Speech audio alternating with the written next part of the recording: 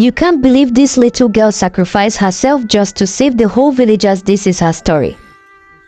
The ancient speaking python. Long ago, before the white man's clock began to tick, there was a village called UCHE, hidden deep in the thick forest of Africa. The people of UCHE were known for their bravery, their yam festivals, and their unbroken traditions, but at the heart of their lives was a mystery, the sacred grove, a forbidden forest no one dared to enter.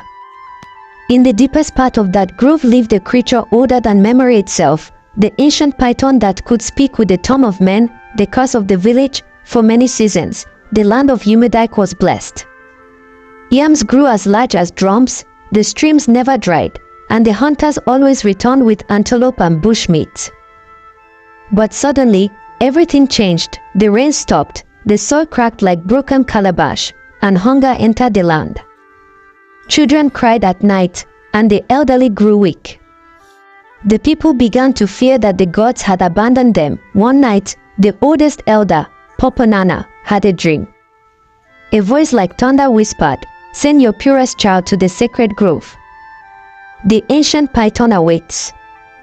Only then will the land breathe again."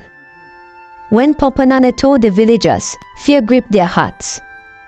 Everyone knew no man who entered the grove ever returned. The chosen one among the villagers was a young girl named Obioma, barely 16 years old. She was gentle, kind, and untainted by greed. Her widowed mother wept bitterly when the oracle pointed at her, but Obioma herself stood strong. "Mother," she said softly, "if my life would bring life back to the land, let me go." The villagers followed her with drums and chants to the edge of the sacred grove. With nothing but a small calabash of palm wine, she stepped into the darkness. The encounter, the grove was alive with strange sounds, whispers of trees, eyes of us glowing in the dark, and the slither of unseen creatures. At the very heart of the forest, Obioma reached a giant iroko tree. From its roots, something began to rise. Scales as black as night, eyes like burning embers, and a body as wide as a mortar. It was the ancient python, but instead of hissing, it spoke in a deep, rumbling voice, "Child of UCHE, why have you come?" Obioma trembled but spoke with courage, "Our land is dying. The rains have left us. The people are starving.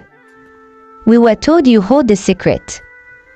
The python studied her in silence, then said, "Your people have forgotten the old ways.